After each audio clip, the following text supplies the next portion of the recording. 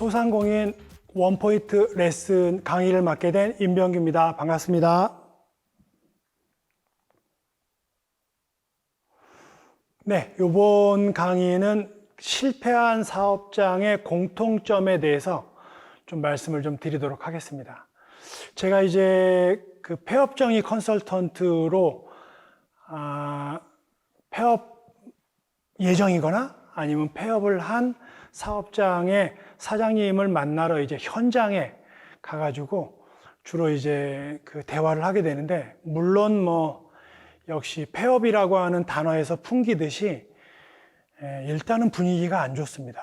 안 좋고, 저는 또 이제 컨설턴트의 입장에서는 또 도움을 드려야 되는 입장이다 보니까 폐업정의 컨설팅은 살짝 무거운 마음으로 이렇게 가게 되는데, 제가 이제 폐업정의 컨설팅을 많이 다니면서 느꼈던 것 중에 공통점이 있습니다. 공통점. 그러니까는 사업을 진행하시는 사장님들 중에서 폐업을 할 수밖에 없는 상황으로 가게 되는 공통점, 요거에 대한 걸 좀 모아서 말씀을 드리게 됐고요. 한번 공통점에 대한 거 한번 같이 보도록 하겠습니다. 실패한 사업장의 공통점 해가지고 제가 찝은 것이 뭐였냐면, 첫 번째는 상권을 고려하지 않는다. 두 번째는 고객을 분석하지 않는다. 세 번째는 충분히 준비하지 않는다. 네 번째는 사업의 기본이 되어 있지 않다. 다섯 번째는 실패에 대한 준비를 하지 않는다. 이렇게 5가지로 꼽을 수 있을 것 같아요. 그래서 요거는 이게 뭐 어디에 나와 있는 내용이 아니라 제가 그동안 컨설팅을 진행하면서 느꼈던 부분에 대한 걸 좀 말씀을 드리려고 하는 거고요.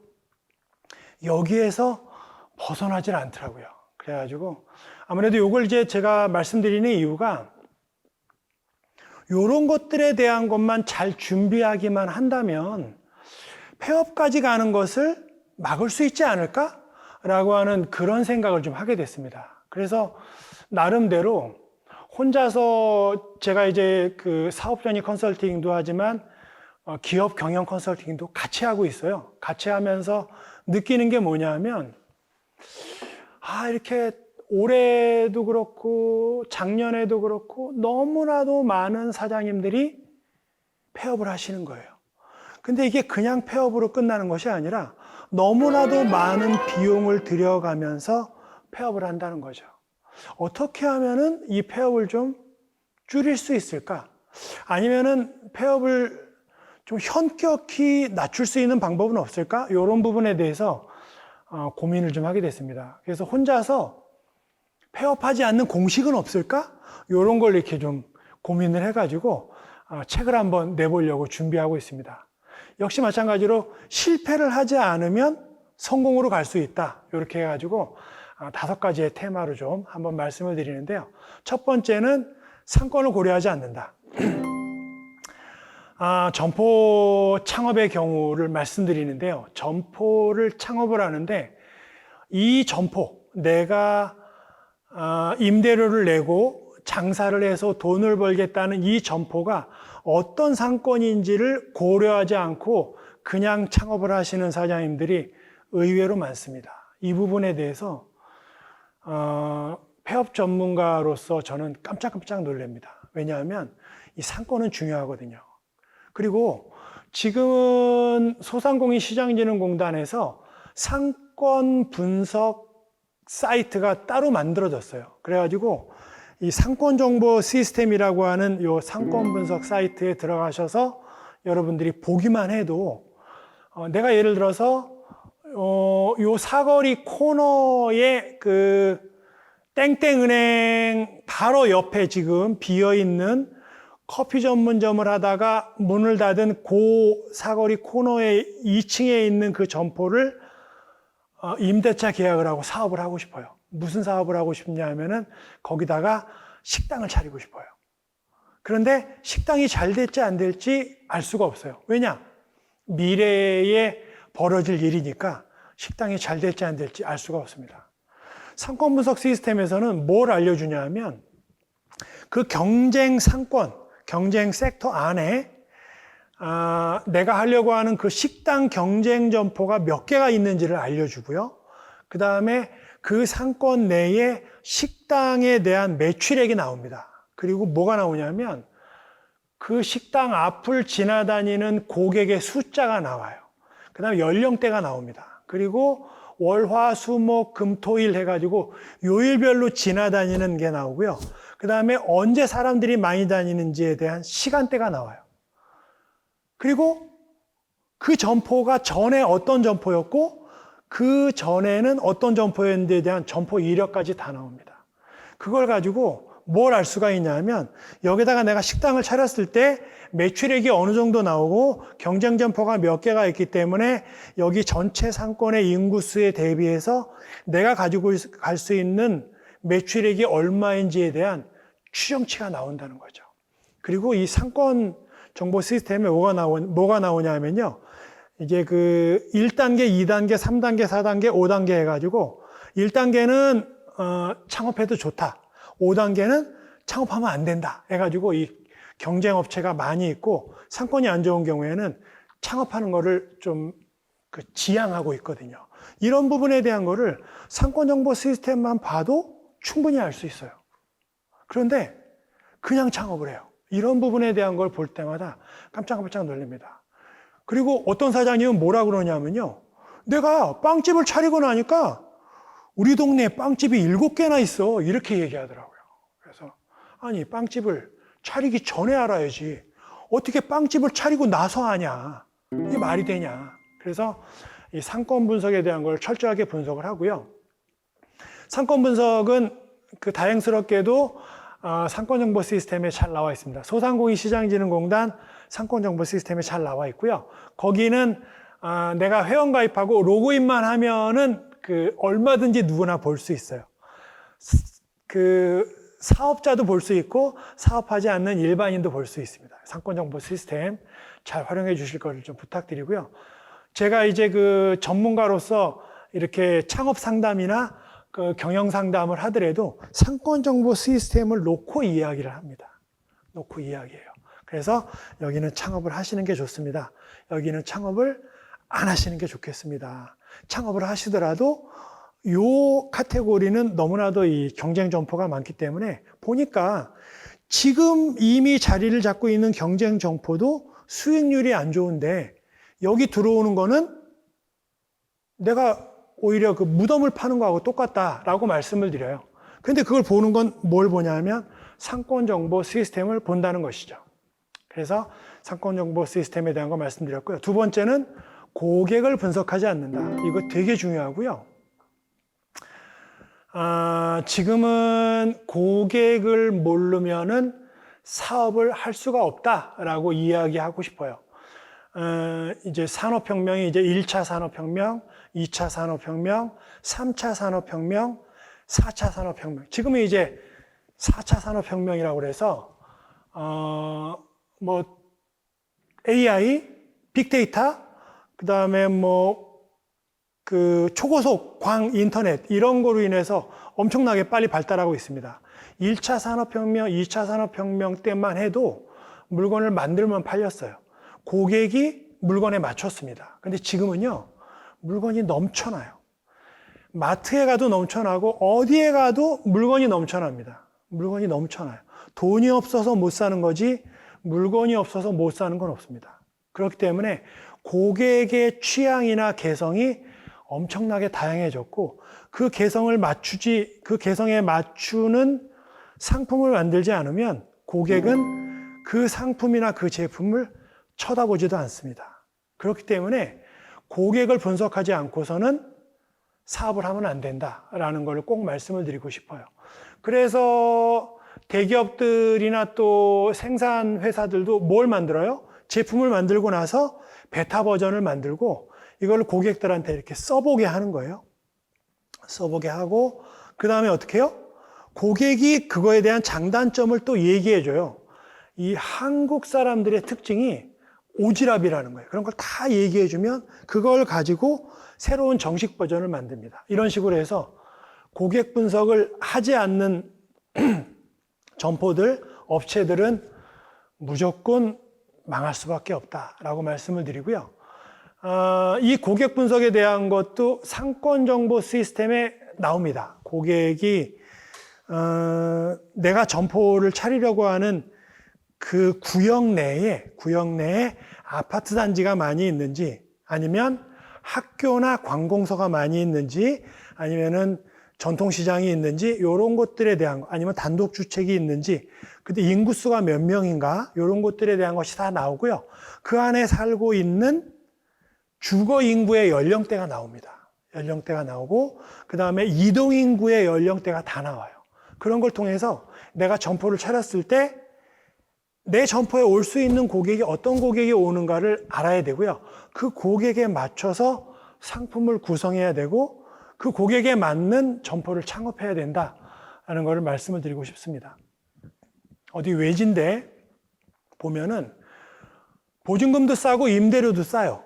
하지만 그런 데다가 점포를 차렸을 때 고객이 오지 않으면 그 점포는 망할 수밖에 없는 거죠. 그리고 고객이 원하는 제품에 대한 거를 인식하고 만들지 않으면 무조건 망할 수밖에 없다라고 좀 말씀을 드릴 수가 있겠습니다. 세 번째는 충분히 준비하지 않는다. 요거 제가 조금 좀 강조해서 말씀드리고 싶은 부분인데, 사업계획서에 대한 겁니다. 사업계획서. 제가 저번 주에 성곽길 이렇게 도는 거, 친구들하고 같이 성곽길 도는 거를 40년 지기 친구 2명하고 같이 성곽길을 돌았는데, 카톡에다가 제가 이 계획서를 쭉 집어넣고, 자, 출발은 여기서 한다. 여기서 하고 2시간 동안 돌고, 내려오는 데는 여기서 내려와. 그리고 밥은 뭘 먹고, 후식은 뭘 먹고, 그리고 요때 헤어질 거야. 요거에 대한 걸 이렇게 딱 잡아가지고 올려요. 제가 이 친구들하고 같이 성곽길 하나 도는 것도 계획서를 올립니다. 그래야 이 친구들이 회비를 내요. 네, 그런데 평생 해야 될 정도의 사업을 진행하면서도 사업계획서 없이 진행하시는 사장님들이 의외로 많다는 걸 보고 깜짝 놀랐습니다. 사업계획서는 무조건 작성해야 된다. 이 사업계획서 없이 작성하시는 분들은요, 그냥 무조건 망하려고 작성한다라고 보면은 딱 맞을 것 같아요. 우리나라가 얼마나 폐업률이 많으냐면, 통계청에 나와 있는 자료입니다. 나와 있는 자료인데, 5년 안에 폐업하는 그 폐업률이 70%가 넘어요. 70%가 넘습니다. 이게 무슨 말이냐면, 100개의 기업이 창업을 하게 되면 5년 안에 70개 이상이 폐업 신고를 한다는 거예요. 이거는 엄청난 수치입니다. 그럼 폐업을 하면 창업하기 전으로 돌아가냐? 그렇지 않습니다. 창업할 때 너무나도 많은 비용을 투자하기 때문에 폐업을 하고 나면 창업하기 전보다도 더 안 좋은 상황으로 갈 수밖에 없어요. 이렇게 폐업률이 많은데도 불구하고 사업계획서 안 쓰고 창업하는 분들이 너무나 많다라고 할 때마다 깜짝깜짝 놀랍니다. 그래서 제가 충분히 준비하지 않는다라고 해서 사업준비 철저라고 제가 말씀을 드렸습니다. 그래서 사업계획서를 철저하게 작성하셔야 되고요. 사업계획서에는 내가 얼마를 들여서 창업을 할 거고, 그 다음에 내가 어떤 아이템으로 사업을 할 거고, 자금 조달은 이렇게 할 거다. 그 다음에 팀 구성은 이렇게 할 거다. 그래가지고 언제까지 어느 정도의 목표로 도달을 하고, 그 다음에 그 도달을 한 다음에는 그 다음에 언제까지 어느 정도의 목표에 도달을 할 것이다. 그리고 계속해서 업그레이드해서 사업을 번창시켜 나갈 것이다 라고 하는 사업계획서가 반드시 있어야 됩니다. 이 사업계획서 없이 창업하는 거 폐업의 지름길이다 라고 말씀을 드릴 수가 있겠습니다. 네 번째는 사업의 기본이 되어 있지 않다. 요거 제가 또 말씀드리겠습니다. 사업의 기본이 안 돼 있는 분들은 폐업할 수밖에 없다라고 말씀을 드리고요. 첫 번째로 찝은 게 차별화입니다. 네, 차별화에 대한 부분은 너무너무 중요하고, 차별화가 없는 제품에 대해서는 경쟁업체하고 항상 경쟁을 해야 되는데 가장 경쟁을 많이 하게 되는 것이 가격하고 경쟁을 해야 됩니다. 그래서 차별화에 대한 부분을 명확하게 가지고 가야 되는데 내가 사업을 시작을 하고 세무서에다가 이제 창업 신고를 했을 때에 차별화가 되어 있지 않으면 많은 경쟁자들과 같이 싸워야 된다라고 하는 것이 첫 번째의 문제점으로 발생한다라는 거 말씀드리고요. 두 번째는 점포 창업을 할 경우에 고객들이 돈을 이렇게 내야 되는 거거든요. 고객의 지갑에서 돈을 빼내야 되는 거예요. 그런데 친절하지 않은 사장님들이 의외로 많아요. 요게 이제 요새는 요게 컨셉이다, 불친절이 컨셉이다라고 하는데 천만에 불친절한 사장님들의 점포를 오려고 하지 않습니다. 아니, 욕쟁이 할머니도 있잖아요. 그 욕쟁이 할머니는 그 단골 고객한테 그 친근감을 표현하기 위해서 욕을 하는 것이지, 불친절한 게 아닙니다. 불친절한 게 아니에요. 그래서 친절에 대한 부분은 잘 갖춰야 된다라는 거 말씀드리고요. 청결, 청결에 대한 거. 제가 사업전이 컨설팅을 가게 되면, 공통적으로 망할 때가 다 돼서 그런지 어쩐지 다 이렇게 청결하지 않습니다. 네. 그리고 제가 어느 정도로 잘 맞추냐 하면요. 이렇게 식당에 가거나 아니면은 점포에 들어갔을 때 얼마나 청결한지에 대한 것을 봤을 때 이 대표님이 사업할 수 있는 준비가 되어 있다, 되어 있지 않다라는 걸 볼 수가 있어요. 그리고 이제 맛으로 승부하는 요식업의 경우에는 요 맛 무지 중요합니다. 네. 우리 그 식당 맛있어요. 네, 맛으로 승부해야죠. 라고 이야기하시는 분들이 많은데, 맛은 기본이에요. 맛은 기본이고, 솔직히 말씀드리면은 이렇게 식당에 가가지고 먹어봤을 때, 이 맛이 없는 그런 식당들도 몇몇 있어요. 특히 저는 개업했다고 이렇게, 앞에 보면 이렇게 화환 놓고, 이렇게 화분 같은 거 놓고 이러잖아요. 그러면은, 저는 꼭 가는 스타일입니다. 왜냐하면, 개업발에 좀 이렇게 좀 거들어주기 위해서 가는 편이에요. 가가지고 먹어주는 거죠. 먹어주는데, 그때 이제 저는 뭘 딱 이렇게 맞추냐 하면요. 혼자서, 요 식당은 몇 개월 정도 갈 것 같다. 요 식당은 몇 년 정도 갈 것 같다라는 것을 혼자서 그걸 이렇게 딱 체크를 합니다. 근데 놀랍게도 제가 찍은 거에서 거의 벗어나지 않습니다. 네, 그것이 뭐냐 하면 맛하고 청결하고 친절, 그 다음에 음식에 대한 차별화, 요거를 가지고 가서 맛을 보면 알아요. 맛을 보고 대금을 딱 지불하고 나면은 그때 아는 거죠. 제가 그때 찍어요. 요 식당은 몇 년 정도 갈 것 같아. 딱 찍으면은 거의 맞습니다. 예. 이걸 많이 하다 보니까 더 이게 내공이 생기게 된 것 같아요. 예. 그런 부분에 대해서 그 사장님한테는 절대로 얘기하지 않아요. 사장님한테 얘기하지 않습니다. 그 사장님하고 친해져도 얘기하지 않습니다. 예. 왜냐하면 그 사장님들이 그거를 그렇게 좋게 받아들이지 않아요. 제가 어느 식당을 보니까 이렇게 나가는 데에 이렇게 뭐라고 써 있냐면요. 저희 식당에서 드신 음식이 맛있으면 다른 사람에게도 소개시켜 주시고요. 맛이 없으면 사장인 저한테 꼭 말씀해 주세요. 라고 이렇게 조그만하게 팻말이 하나 딱 붙어 있어요. 근데 그거 보고, 저는 좀 솔직히 감동받았어요. 감동받았습니다. 왜냐하면, 그렇게 써붙인 데가 없는데, 그렇게 써붙여 있더라고요. 그래도, 얘기하지 않습니다. 예, 해서 그렇게 한다는 거 말씀드리고요. 실패에 대한 준비를 하지 않는다라는 거 좀 말씀을 드리려고 합니다. 요게요. 제가 좀 전에도 말씀드렸죠. 5년 안에 망하는 기업이 100개 중에 70개가 넘는다라고 말씀드렸어요. 그리고 그러면은 뭐 한 27개 정도, 27개 정도는 그러면 사업이 잘 되냐? 천만에요. 27개의 기업도 근근히 폐업 신고를 안 할 따름이지 그분들이 돈을 벌고 있다고 생각하면 그건 큰 오산입니다. 실제로 수익을 내고 사업이 잘 되고 있는 그런 사업체는 100개 중에 10%가 안 됩니다. 그러면 이 폐업하는 사람들은 어떻게 해야 되느냐?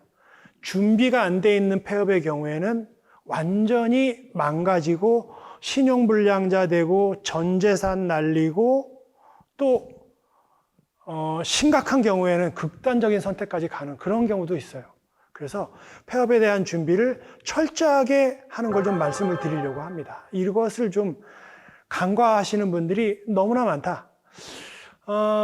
제가 이제 성공을 한 사업가라고 해서 이분한테 좀 찾아가서 제가 인터뷰 요청을 했어요. 그래가지고 성공하셨다고 그러는데 뭐를 성공하셨습니까? 이랬더니 이분이 하시는 얘기가 저는 사실은요 성공을 하지는 않았고요 실패하지 않았어요 라고 이야기하더라고요. 아니, 실패하지 않았는데 그걸 성공이라고 할 수가 있나요? 네, 실패하지 않고요 제가 쭉 가잖아요. 그럼 제가 1등이거든요. 그래서 저는 성공이라고 생각하고요. 제일 중요한 거는요, 실패하지 않는 것이 제일 중요하다고 생각해요. 그래가지고 사업을 오랫동안 한 사장님들을 제가 다 만나봤는데 사업을 오랫동안 한 사장님들의 공통적인 대답이 뭐냐 하면 사업의 대박은 실제 대박이 나는 게 아니라 실패하지 않고 쭉 가는 것이다 라는 것을 이야기했을 때 제가 거기에 깊은 감명을 받았습니다. 그래가지고 제가 또 질문을 했죠. 실패하지 않으려면 어떻게 해야 돼요? 실패를 나눠서 하면 돼요. 네. 아니 보면은 도박을 할 때도 올인을 하면 한 번 딸 수는 있지만 한 방에 다 날리거든요. 그래서 실패를 나눠서 하게 되면은 절대로 실패하지 않는다라는 이야기를 하더라고요. 그래서 그러면 전 재산을 투자해가지고 사업을 진행하는 게 아니라 어느 정도를 투자해서 진행을 해야 돼요? 그랬더니 자기는 20번을 실패를 해도 내가 망하지 않을 수 있을 정도로 내 자본을 나눠서 투자한다는 이야기를 하더라고요. 그래서 그 이야기를 들었을 때 제가 되게 좀 그 부분에 대해서 느낀 게 많고요. 저도 그렇게 지금 사업을 진행하고 있습니다. 그래서 사업은 어떻게 해야 된다? 좀 외람된 말씀이지만 실패할 거를 예상하고 사업을 진행을 했을 때에는 오히려 실패를 안 할 수가 있다. 그리고 설사 실패를 하더라도 어떻게 해요? 그걸 만회할 수 있는 그런 기회가 생긴다라고 하는 것이죠. 이거를 그 사장님은 뭐에 비유했냐 하면 오락실에 가서 게임하는 거에 비유를 했어요. 게임을 할 때 돈 조금 가지고 가서 오늘도 게임을 해요. 게임을 하면은 언제 게임이 끝나냐 하면 적하고 싸워서 졌을 때 게임이 끝난다는 것이죠. 근데 오늘은 내가 3단계까지 갔는데 내일은 4단계까지 간다 그러고 다시 온다는 것이죠. 그래서 실패에 대한 준비를 한다는 것이 너무나 중요하고요. 이렇게 실패에 대한 준비를 하는 것이 사업을 성공하는 데 있어서 가장 지름길이다라는 걸 좀 말씀을 드릴 수가 있겠습니다. 그래서 이 성공을 하기 위해서는 입장을 한다라고 하는 것이죠. 창업이 입장을 하는데 반드시 출구 전략에 대한 부분을 가지고 진행하는 것이 너무나 중요하다라는 걸 좀 말씀을 드릴 수가 있겠습니다.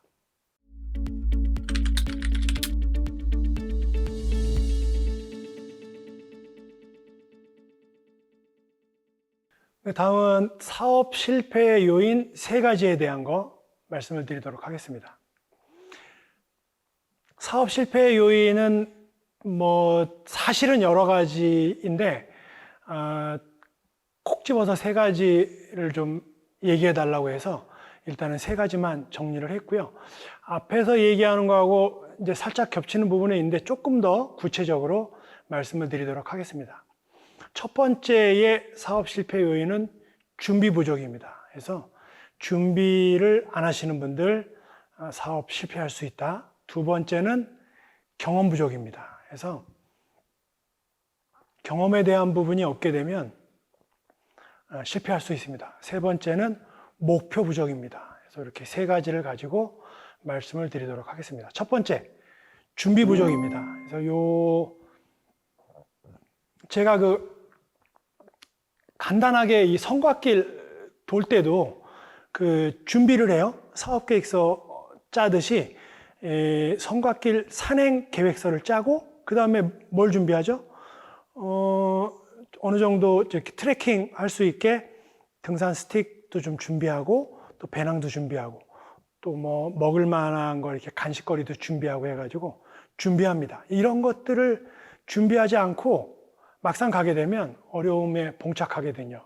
그래서 사업에 필요한 것들이 어떤 것들이 있냐면 첫 번째 사업 계획서 있습니다. 그래서 이 사업 계획서를 잘 작성하셔야 됩니다. 그리고 포털에서 이렇게 사업 계획서라고 검색을 하시게 되면요, 이 정부에서 권장하고 있는 사업 계획서가 여러 개가 있어요.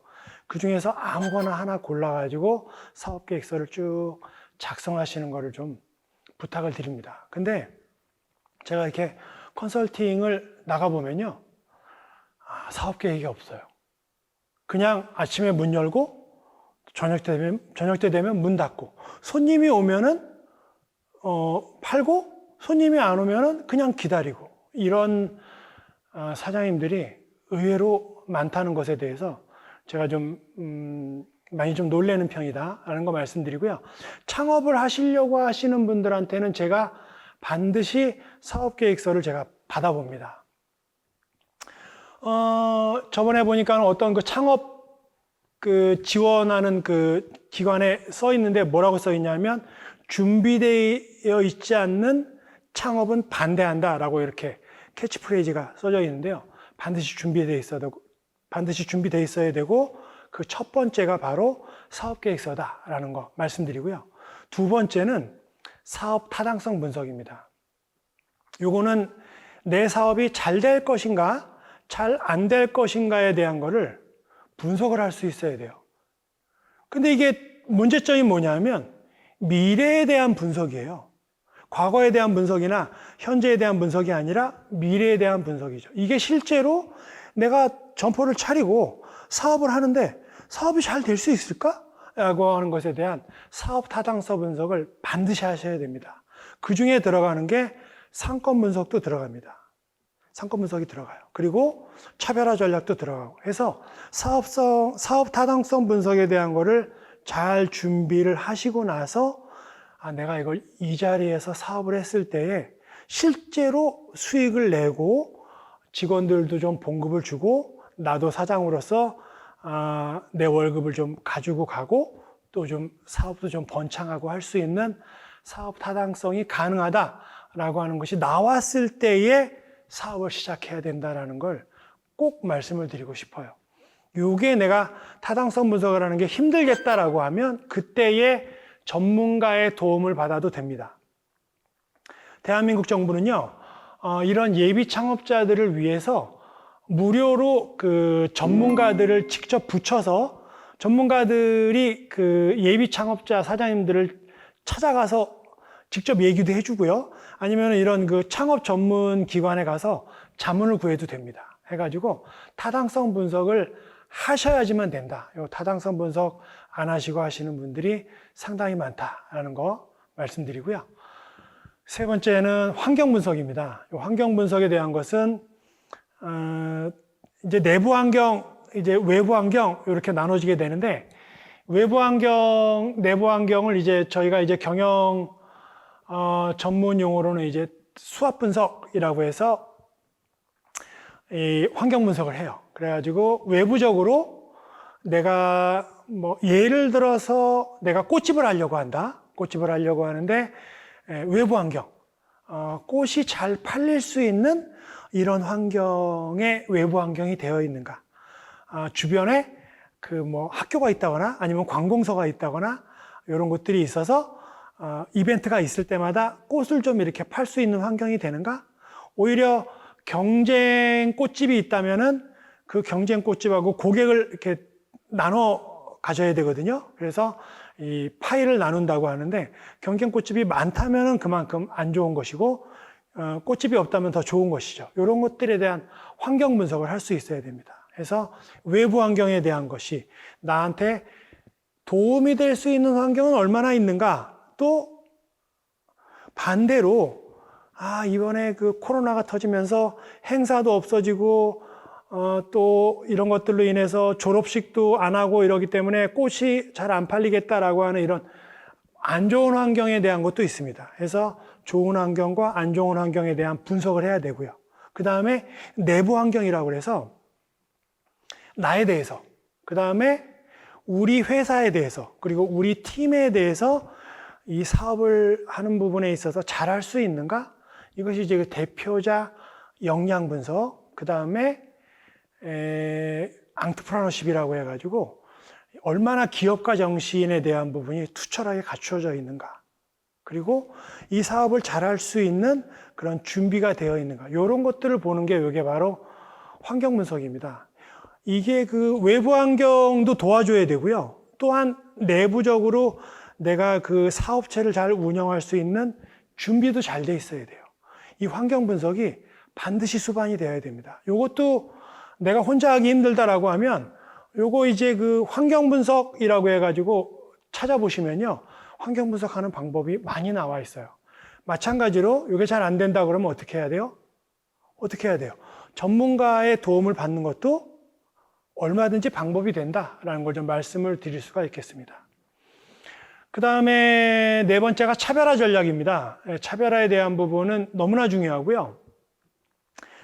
예를 들어서 어디에 맛집이 있어요. 뭐 떡볶이 맛있는 집, 또 빵집도 맛있는 집이 있습니다. 그러면 그 떡볶이, 또 빵집, 제과점, 식당, 피자 이런 데마다 거기가 그런데 왜 맛있어? 라고 했을 때 이 맛있다고 이야기한 그 고객들, 그 사람들이 거기는 말이야 떡볶이를 주문을 하잖아? 그러면은 얘기도 안 했는데 튀김을 넣어줘.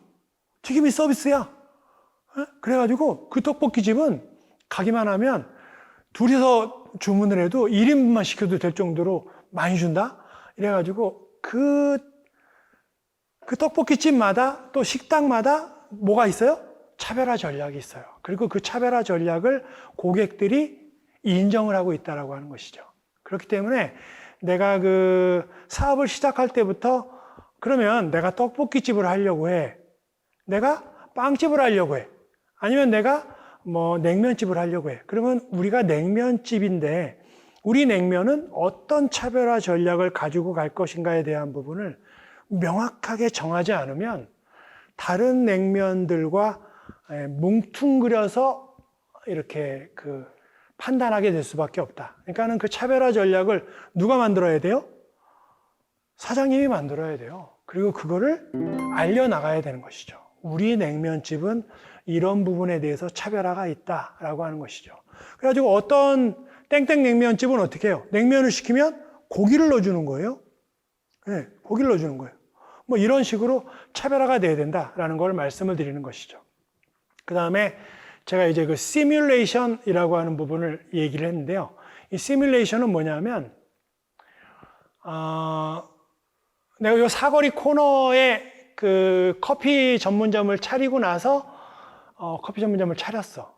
차리고 나서, 그 다음에 테이블은 3개를 놓고, 의자는 테이블마다 그 4개씩 해가지고 3, 4, 12, 12개 놓고, 그 주문받는 곳은 이쪽에다가 이렇게 놓고, 그 다음에 주방을 이렇게 차리고, 그 다음에 간판 이렇게 달고, 그리고 나서 사업을 시작하는 거야. 개업일은 몇 월 며칠 몇 시에 오픈을 해가지고 진행을 하고, 그 다음에 손님들이 오는데 어떤 손님들이 올 거야. 오전에는 몇 분 정도 손님이 오고 오후에는 몇 분 정도 손님이 올 거야. 손님의 연령대는 20대 몇 명, 30대 몇 명 이렇게 오고, 여성 고객은 몇 프로, 남성 고객은 몇 프로 와서 한 달에 계산을 해보니까 요 정도 팔리겠네 해가지고 두들겨 보니까 원가 계산하고 임대료 빠지고 관리비 빼고 뭐 요거 관리비 더 빼고 그다음에 그다음에 세금 빼고 해가지고 내가 남는 게 첫 달은 150만 원 남고 요게 이제 사람들이 알려지면서 진행하면은 두 번째 달은 한 200만 원 남고 그다음부터는 한 300만 원 정도로 해서 쭉 유지할 수가 있겠구나. 이렇게 해가지고 시뮬레이션을 짜보셔야 돼요. 이 시뮬레이션이 안 나온다라고 하는 거는 눈 감고 총을 쏘는 거하고 똑같다 해가지고 준비 부족에 저는 시뮬레이션을 좀 이렇게 집어넣는 편입니다. 그래서 준비 부족에 대한 거 좀 말씀드렸고요. 그 다음에는 경험 부족입니다. 이 경험 부족에 대한 것으로 제가 말씀을 드리면은 이 경험도 하지 않고 창업하시는 분들이 의외로 많다라고 하는 것도 제가 상당히 놀라는 부분인데요. 10년 전에 어떤 프로젝트를 만들었냐면 너무나도 폐업하시는 사장님들이 많아서 해보고 창업이라고 하는 제목으로 프로젝트를 만들었어요. 이게 뭐냐면 창업하고 나서 적성 안 맞고 그래가지고 폐업하지 말고 일단 한 3개월에서 6개월 정도 해보고 나서 내가 맞겠다 싶으면은 그때 창업을 해라 라고 해가지고 해보고 창업을 했는데 피자 가게를 하고 싶어 하는 사장님들을 모집을 했습니다. 모집을 해가지고 프랜차이즈 피자 업체하고 조인을 해가지고 이 사장님들을 3개월에서 6개월 정도 걸레질도 해보고 피자도 만들어 보고 그리고 실제로 이제 서빙도 하는 거죠. 서빙도 하고 그 다음에 그 계산대 앞에 가서 계산하고 나중에 한 달 동안 한 것에 대한 그 매출 집계한 거 가지고 수익률 분석하는 것까지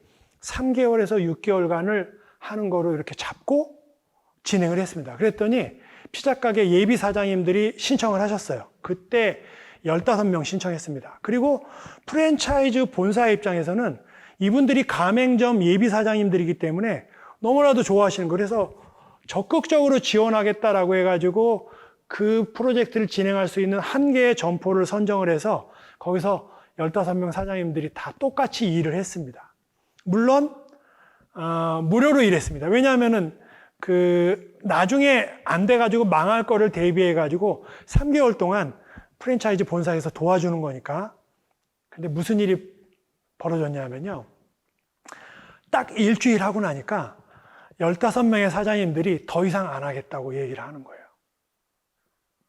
그래가지고 왜 아직 3개월 되려면 아직 많이 남았는데 왜 안 하냐 그랬더니 다 알았다고 얘기하더라고요. 네. 그때 제가 깜짝 놀랐습니다. 아니, 피자를 차리면 평생을 해야 되는데 어떻게 일주일 만에 그걸 다 알아요? 그랬더니 딱 보면 알아요. 저희 피자 가게 할 거예요. 이렇게 얘기하더라고요. 그래서 해보고 창업 프로젝트를 접었습니다. 그래서 이 한국 사람들 진짜 급하다. 그리고 준비하지도 않은 상태에서 창업을 하려고 하는 이 마인드부터가 문제가 심각하다라고 하는 걸 느끼게 됐습니다. 첫 번째는 뭐냐면 그 분야에 대해서 창업을 하려고 한다면은 첫 번째는 그거와 관련되어 있는 전공을 하고 계시면 너무나 좋다라고 하는 거 좀 말씀을 드리고요. 두 번째는 그 분야의 전문가라면은 더더욱 좋겠다라는 거. 세 번째는 그거와 관련되어 있는 직장을 다닌 경험이 있어야 됩니다. 그리고 네 번째는 그런 걸 너무나 좋아해야 돼요. 예를 들어서 내가 음식점을 한다 그러면 요리 만드는 거를 좋아하고 그거와 관련되어 있는 경험이 풍부해야 된다. 그리고 적성이 맞아야 됩니다. 음식점을 하려고 하면 음식점을 할 수 있는 그런 적성이 맞아야 돼요. 그리고 대표자의 역량이라고 해서 대표자가 그거를 잘 할 수 있을 정도의 능력을 갖춰야 된다라는 걸 좀 말씀을 드리고 싶습니다. 그래가지고 예비 창업자들이 왔을 때에 이 경험 부족에 대한 걸 제가 반드시 체크를 합니다. 제가 그 폐업전이 컨설팅을 할 때도 25살의 사장님인데 그 창업을 하신 거예요. 그래서 물어봤어요. 이거 얼마 들었냐 그랬더니 8천만 원 들었다고 얘기하더라고요. 커피에 대한 경험이 있느냐? 경험이 없다고 얘기하더라고요. 그래가지고 제가 그 커피와 관련되어 있는 전문 서적 다 사다가 선물로 줬어요. 그리고 지금부터라도 충분히 경험하고 커피 전문점 잘하길 바란다라고 이야기했는데 이 사장님이 그렇게 오래 가지 못했습니다. 저는 경험 부족이라고 봅니다. 이 사장님은 커피점에서 알바도 좀 하고 서빙도 하고 커피도 내려보고 또 실제로 운영도 해가면서 어느 정도의 경험을 쌓고 나서 커피 전문점을 차렸다면 얼마나 좋았을까라고 하는 그런 후회가 있어요. 그래서 경험에 대한 부분은 너무나 중요하고 이런 경험이 없다면은 반드시 경험을 하고 나서 창업을 할 것을 권장드린다라는 걸 좀 말씀을 드리고 싶습니다. 이 경험이 없이 창업하시는 분들 제가 깜짝깜짝 놀라고요. 또 어떤 분은 요리하시는 분인데 자격증만 따고서는 바로 창업하시는 분들도 계세요. 이런 분들도 상당히 위험하다. 그래서 저는 그분도 제가 말씀을 드렸습니다. 창업하는 거 잠시 중단.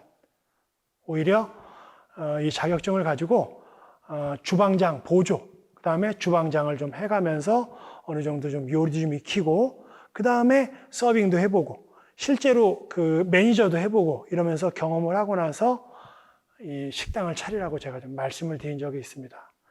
경험 부족, 요거 실패의 지름길이다라는 걸 좀 말씀드리고, 세 번째는 목표 부족입니다. 저는 그 폐업 정리 컨설팅도 진행하지만 실제로 이제 기업체나 또 실제 사업을 운영하고 있는 그런 그 점포들도 가서 컨설팅을 진행을 하거든요. 공통점이 잘 되는 이 업체들, 잘 되는 점포의 공통점이 뭐가 있냐면 사장님한테 이렇게 물어봐요. 매출이 얼마냐? 그럼 어느 정도 나와요? 앞으로의 계획은 어때요? 그러면은 그 계획에 대한 목표가 명확하게 서져 있어요. 그래가지고 실제로 그 계획대로 달성이 될 수 있어요? 라고 제가 이렇게 물어봤어요. 그랬더니 이 사장님이 뭐라고 그러시냐면요. 제가요, 목표를 잡잖아요? 그러면요, 그 목표대로 돼요. 그런데요, 목표를 잡지 않잖아요? 그러면요, 매출이 점점 빠져요. 그래가지고요, 일단은 목표를 잡기로 했어요. 물론 뭐 말도 안 되는 목표를 잡지는 않지만요, 제가 그래도 그 빠른 걸음으로 이렇게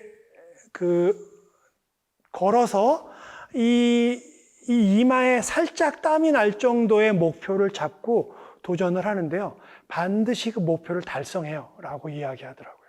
그래서 이 폐업하시는 분들, 사장님들 보면 목표가 없어요. 그래서 저는 세 번째 요인을 목표 부족으로 잡고 있습니다.